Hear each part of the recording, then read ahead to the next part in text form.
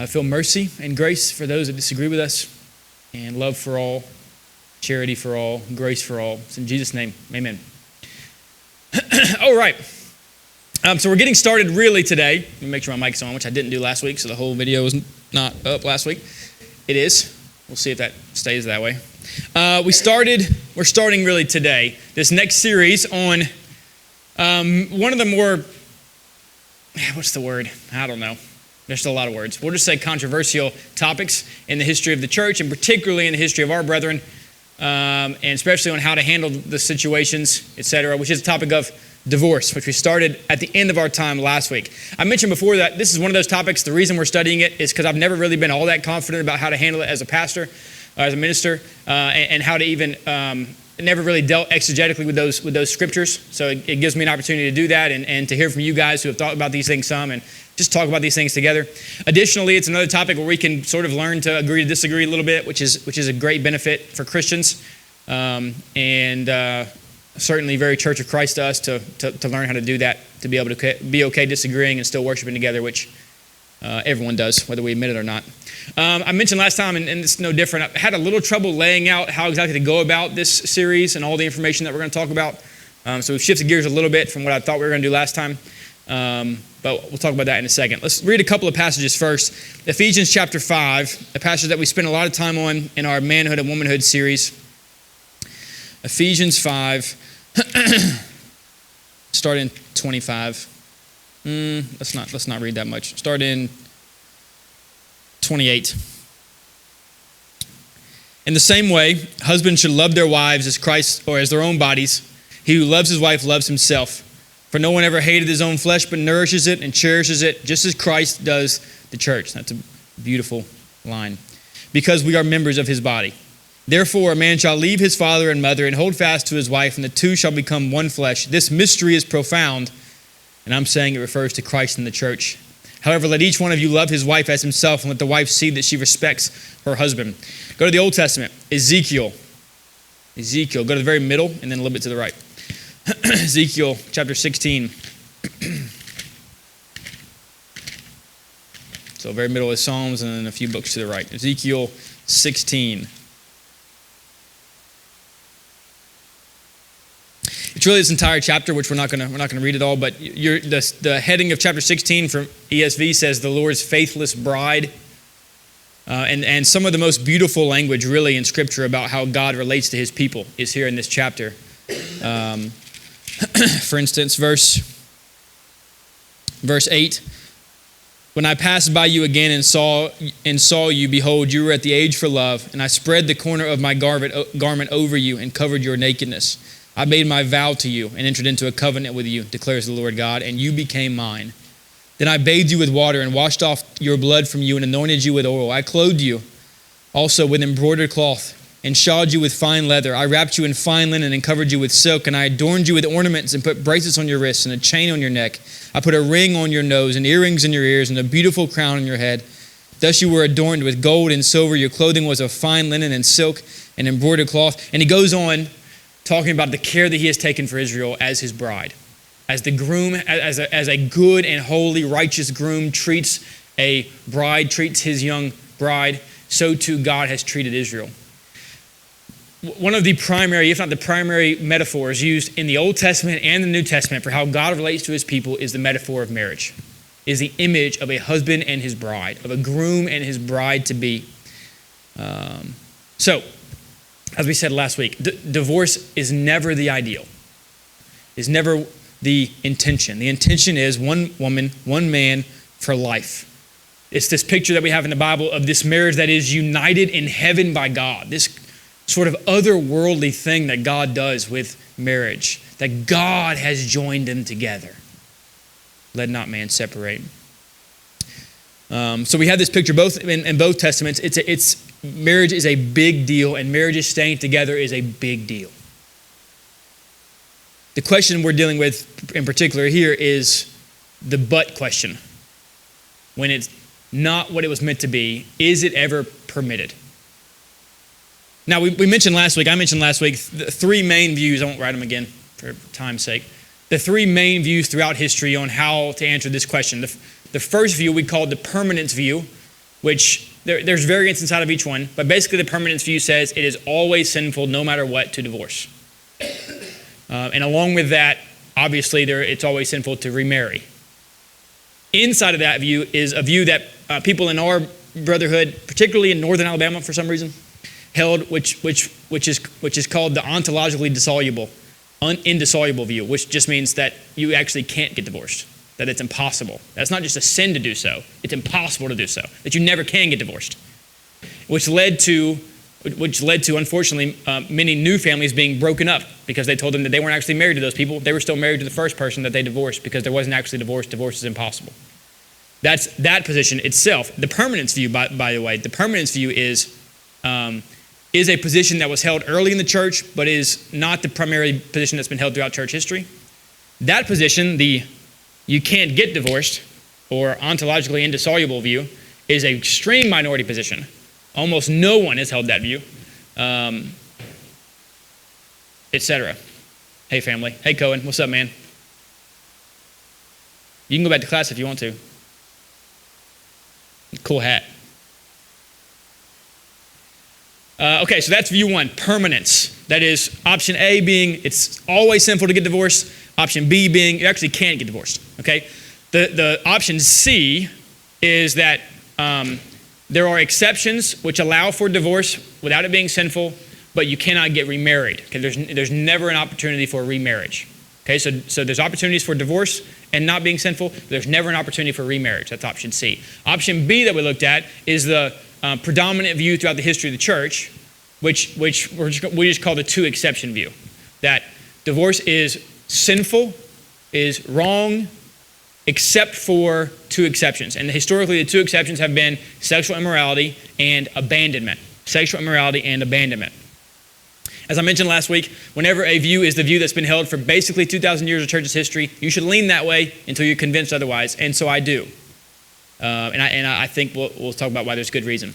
I think the main thing we'll spend our time on is where exactly do we fall inside of view number two? Because inside of view two, which says there's two exceptions, says, well, what exactly does sexual immorality mean? Does it just mean adultery, or is it broader than that? What exactly does abandonment mean? Does it just mean an unbeliever leading a believer, or is it broader than that? And we'll spend some time looking at those things. And again, same thing, I've spent a lot of time in this already, but still don't have really a lot of clear answers on things, but I'm starting to figure those things out. Okay, any questions about those views or anything as we get going? Rocking. Okay, so here's the decision I made for how we're going to go about this. We're going to look at the getting made fun of all the time for word choices. We're going to look at the texts that aim at teaching us something, also known as the didactic texts on this topic. There's really not, I mentioned last week, there's not really that many texts that are at least explicitly about divorce in the Bible, so that gives us a good opportunity to sort of look at all of them. There's some main ones, which we're going to look at today, and I think we'll get through all of them today. We'll move pretty quickly. Look at the main texts today, and then there's some side ones, which we'll get to. Okay, first text, which I think is crucial to understand, is actually in the Old Testament, is in Deuteronomy chapter 24. Deuteronomy chapter 24. There's some texts that no matter what book, if you read any book on Christianity that deals with divorce by anyone who cares about the Bible, there's 5 or 6 texts that everyone's going to look at, and this is one of those. I think we'll look at all those today, or at least most of them. There's 3 in the Gospels, which are all parallel, but they're all backed up by Deuteronomy 24. What I mean is this. When we come to the Gospels and hear Jesus answering questions to the Pharisees, if you don't understand Deuteronomy 24, you actually can't understand what he's talking about. Because every view, by the way, everyone that holds the 3 views agrees that what's going on when Jesus is dealing with the Pharisees is he's answering a question in reference to a debate about Deuteronomy 24. So in order to understand what you read in the Gospels that Jesus says, you must understand Deuteronomy 24, regardless of your divorce view. So major debate was going on in Jesus' day about how to understand Deuteronomy 24 about divorce. It would be like so when they come in the New Testament in Matthew, Mark, and Luke, Matthew 5, Matthew 19, Mark 10, Luke 16, not Luke 16, Luke 19, no, well, something like there. And they asked Jesus, are you able to get a divorce for any cause? Is it sinful to get a divorce for any cause? they're talking about a debate at the time that we must understand. Otherwise, we miss the point. It would be like today if someone walked up to you and said, well, how do you feel about assault rifles? Right? You know that what is meant by that is, how do you feel about private ownership of assault rifles? It's nothing to do with war. There's a debate going on in our culture about what exactly. So there was a debate in that time that you must understand some background on. Okay, we're just going to read a few verses. Chapter 24, starting in verse 1. Laws concerning divorce. When a man takes a wife and marries her, if then she finds no favor in his eyes because he has found some indecency in her, and he writes her a certificate of divorce and puts it in her hand and sends her out of his house, and she departs out of his house, and if she goes and becomes another man's wife, and the latter man hates her and writes her a certificate of divorce and puts it in her hand and sends her out of his house, or if the latter man dies, who took her to be his wife, then her former husband, who sent her away, may not take her again to be his wife, after she's been defiled, for that's an abomination before the Lord. And you shall not bring sin upon the land that the Lord God is giving you for an inheritance. Okay, a few things. In the ancient Near East at the time, there was the oldest code that we know of, historically, at least we have documentation of, is called the Code of Hammurabi. You probably studied that in school, eye for an eye, tooth for a tooth, Code of Hammurabi. In the Code of Hammurabi, which was a code, as far as we can tell, that was followed pretty widely in the culture at the time, if a man divorced his wife and she went and married somebody else, he could go back and take her back to be his wife whenever he wanted to. So I divorce Ariel, she goes and marries somebody else. Whenever I feel like it, I can go back and make her my wife again. Okay, so this is in large part a commentary probably on what was common at the time, was that the man could just take back the wife whenever he wanted to. Additionally, the certificate of divorce thing is peculiar to Christianity. Because in the ancient world, obviously, men were in all sorts of control, and they could just send the woman out, take her back when they wanted to, send her out again if they wanted to. They could do what they wanted to. But in Christianity, the Israelites had to give her a certificate of divorce, which says she's no longer mine. She is free to marry somebody else. It was protecting of the women, which was paradigm shifting at the time. That was a huge deal. It was honoring the women and allowing them to have real freedom. So, interestingly here, we have this, what's being prohibited in Deuteronomy 24 is, if I divorce my wife, she goes and marries somebody else, and he divorces her, or he dies, I can't take her back as my wife. That's really weird, right? At first glance. Especially when we think about the New Testament, and that it seems like it'd be a good thing to marry back the woman that you divorced in the first place. All those things. Why is it the case? This is a classic case in the Old Testament where we have God dealing with the people that aren't living up to the ideal, and so he sets up some fences to help in the midst of their not fulfilling the ideal. What I mean is, obviously God never wanted anyone to get divorced, but they were, and they were mistreating women, and all sort of things were going on. And so God says, here's your guidelines. You must live by these guidelines to help prohibit the extremes. There could be a few reasons for this, by the way. This is kind of a side note, but there could be a few reasons why God forbade remarriage to the woman. Option number one is prostitution, which was apparently pretty common and is still common in the Islamic world, where a man will sort of rent his wife out. Well, he'll divorce her for a night, and she'll marry another man for the night, and after that night, she'll divorce that man and come back to the original husband. That was going on then, still goes on in the Islamic world, and God is saying, of course, no, that's not happening. And secondly, it just raises the stakes on divorce, where a husband can't just send away his wife, because once he does, she can't be his anymore. He can't get her back after she goes and marries somebody else.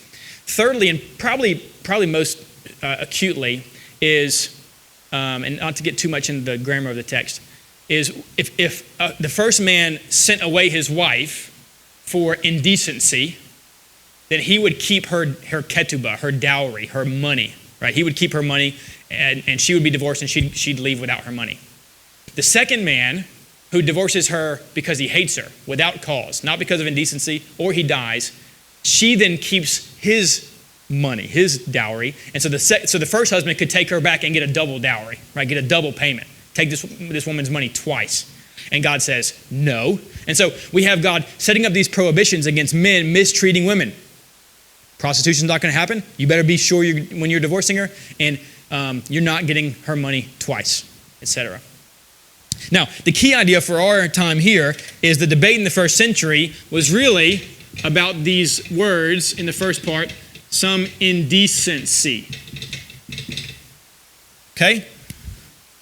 Again, Deuteronomy 24, when a man takes a wife and marries her, if then she finds no favor in his eyes because he has found some indecency in her. Okay, so he sends her away because he's found some indecency in her. That was considered a justified divorce. Okay, so already in the Old Testament, we see that there's a category of divorce that's justified and a category that's unjustified. And so the Pharisees' argument was, what counts as some indecency? That was the whole argument. What qualifies as some indecency? Now again, this is not a debated point. Okay, so this is, all the scholars across all schools of thought on divorce agree that this is the background of the discussions in the Gospels.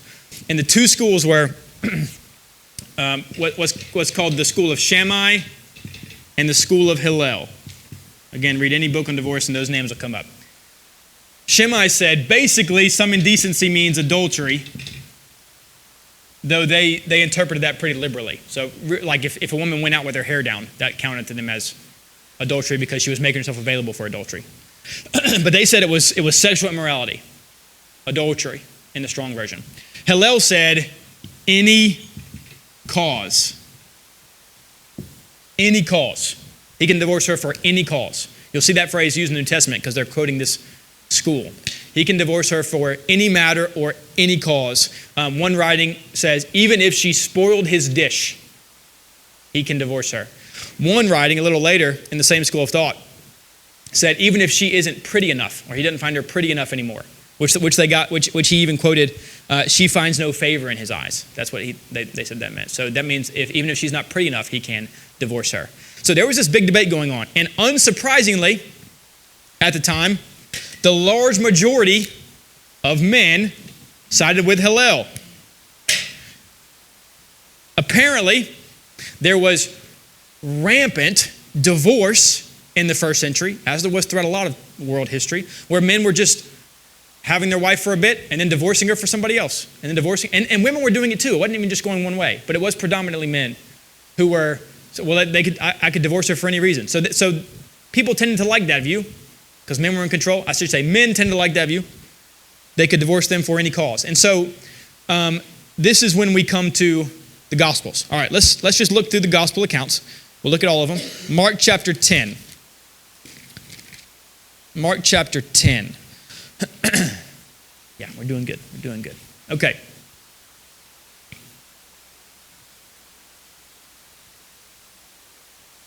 So there's this debate going on across the first century, very obvious, very clear historically, and that's what these Pharisees are coming to ask him about. They're saying, Jesus, which side of the debate do you fall on? That's essentially the question that they're asking him. Okay? Mark 10, verse 2. And the Pharisees came up and in order to test him asked, is it lawful for a man to divorce his wife?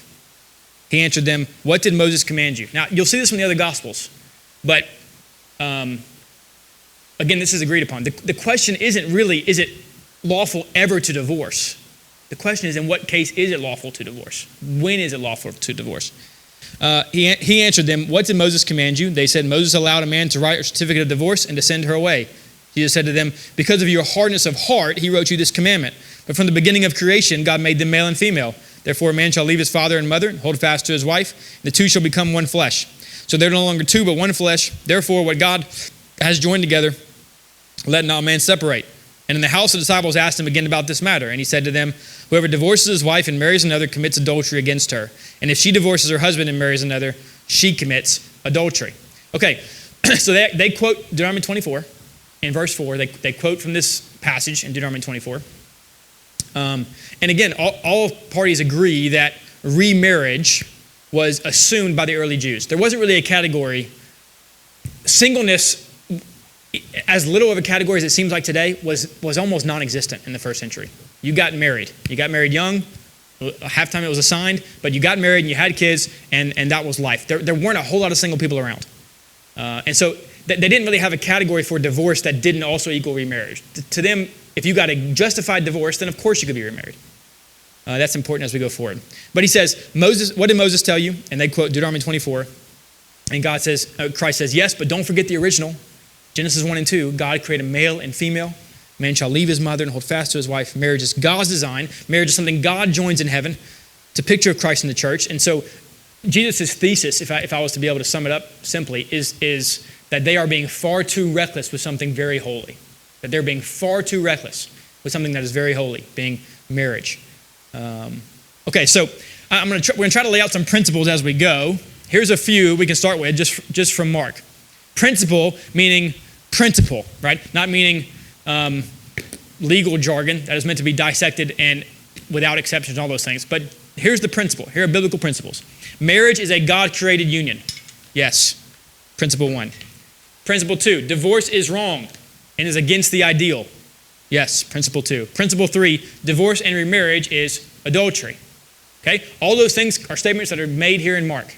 Very simple. Okay, here's principle 1, 2, and 3. All right, let's look at Luke. Luke 16. I was right the first time. Never distrust yourself, Renee. Luke 16.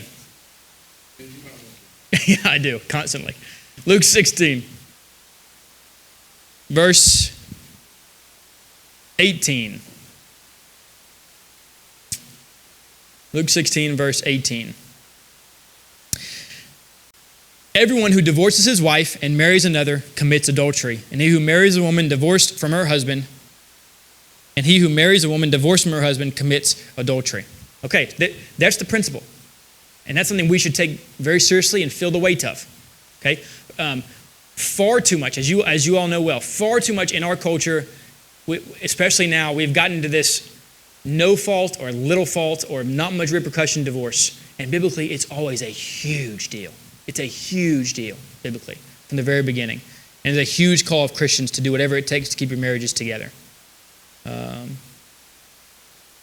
So far too often today, someone may come to a friend and say, I'm thinking about getting a divorce. And our response is, not our, but the world's response is something like, well, you need to do what's right for your health. And you need to do you, and you need to make sure you're okay. And we need to be okay with saying things biblically and saying, you need to do whatever you can. Fight with everything you have. It's that big of a deal. Raising the view of marriage and divorce. Okay, let's go to Matthew, which is probably the more important synoptic gospel, because there's more to say in this topic. Matthew 5 first. There's a couple of passages in Matthew, actually. Matthew 5 first. Starting in verse 31.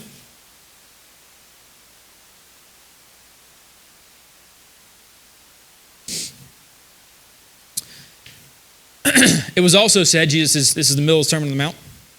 It was also said, whoever divorces his wife, let him give her a certificate of divorce. But I say to you that everyone who divorces his wife, except on the ground of sexual immorality, makes her commit adultery. And whoever marries a divorced woman commits adultery. I say to you that everyone who divorces his wife, except on the ground of sexual immorality, makes her commit adultery. And whoever marries a divorced woman commits adultery. Now, Brother Wayne makes a point in his book, which is crucial, that every time divorce is brought up in the Gospels, every single time, the Pharisees at least are present, normally are the ones asking the question. Okay, so we're told the Pharisees are there, if not directly involved in the conversation. This is huge. Jesus wasn't primarily lying down with lawyer precision the exact order for divorce like a constitution and remarriage. He was responding to and criticizing the Pharisees' lackadaisical attitude toward divorce. They were lackadaisical toward divorce. And he says, what in the world are you doing? God has joined this together. What are you thinking you can just divorce like this? Or you can treat marriage like this? Just like we don't take verses 21 through 30 as lawyers, where it says, cut off your hand, gouge out your eye, or whoever says you fool will be liable to the hell of fire, even though Jesus calls somebody a fool in a few chapters later. We don't take those as lawyers. We say, well, okay, there's a principle here that says anger is a big deal. It's a sin that you should work to mortify. That lust is serious and you should do whatever it takes to flee sexual immorality. That's the principle. It doesn't literally mean cut your hand off and gouge out your eye. There's a principle there that we should hold them to. And then for some reason, very often we get to verse 31 and we become lawyers and say, we every little word and we overanalyze instead of saying there's a principle here that divorce is wrong and evil in general, and that we should work to keep marriages together. And then, by the way, again, verses 33 through 37, about not taking oaths, we say there's a principle here. It's not really talking about weddings. We're not talking about even oaths to God, which still happen in the Bible after this. We say there's a principle about honesty. The Christian should be one that when he says yes, it means yes, and people know that. There's a principle in chapter 30, verse 38 through 42 about retaliation that says the Christian shouldn't resist the one who is evil, but we're supposed to resist the devil. Right? We're told to do that. So there's exceptions to that one. Right? So the point just being, the passages in this section, we don't take as a lawyer and say, well, how can I overanalyze to see exactly what this means? And if there can't be any exceptions and there must be this sort of rigid, we take it as principles that are being outlined. And this is literally in the middle of that section, and we should probably treat it at least similar way, if that's just a good exegetical practice. There was apparently, again, rampant practice of divorce in the first century. And another thing that's crucial is every time divorce is mentioned in the Gospels, it's talked about divorce to marry another. People weren't just getting divorced; they were getting divorced to marry other people. And that's the main issue that was at hand. This man saw another woman he wanted, so he divorced his wife to go get her. This woman saw a man she wanted, so she divorced her husband to go get him. And Jesus is saying, look, just because you gave him a certificate of divorce doesn't make it okay. That's adultery. It's still adultery. It's still that sort of heavy sin. Okay, Matthew 19. That's Matthew 5. One more in Matthew, and that'll be all the gospel ones we'll finish with today. Matthew 19, starting in verse 3.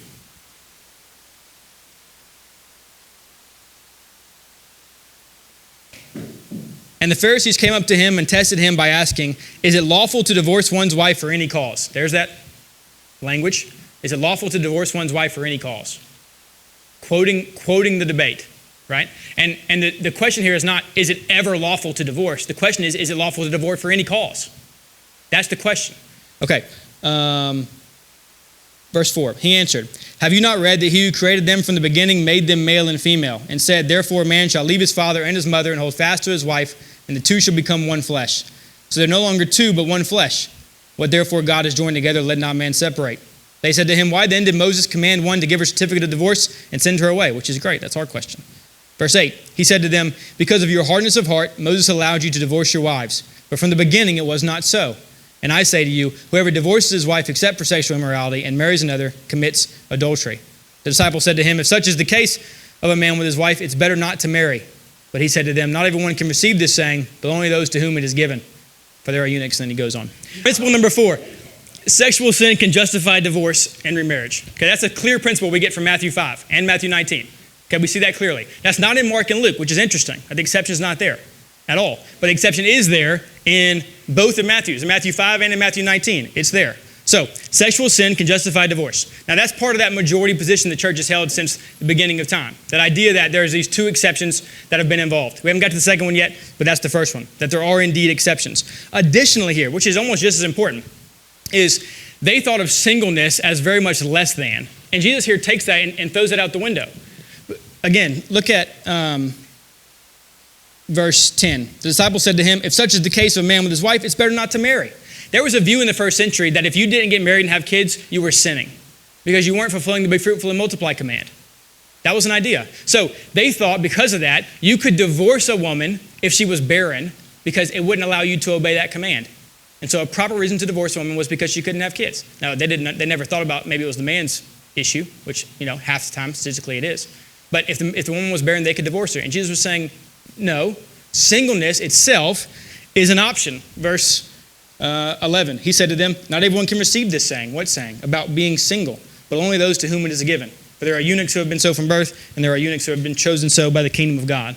So, principle 5, and I'll stop here. Singleness is a legit option.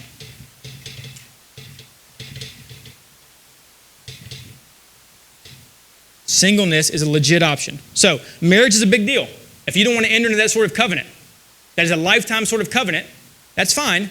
You don't have to. You can be faithful and not do so. An option for you is singleness. Jesus says, if I'm going to be honest with you, that's not the case for many people. Most people aren't going to be able to do that, to be single. But for the ones that can, they should. That's a good thing. And Paul says that later in 1 Corinthians 7 as well. Okay, thoughts, comments, questions, statements, remarks, disagreements, debates, additions, omissions, etc. What else? Certainly the thesis is what God has joined together, let not man separate. I think an issue that we've had in the past is we've changed that to say what God has joined together, man is not able to, cannot separate. And the question I want to deal with here, so look, I'm going to have to say this, and you guys are going to have to hold me to this, and you say it when I don't say it.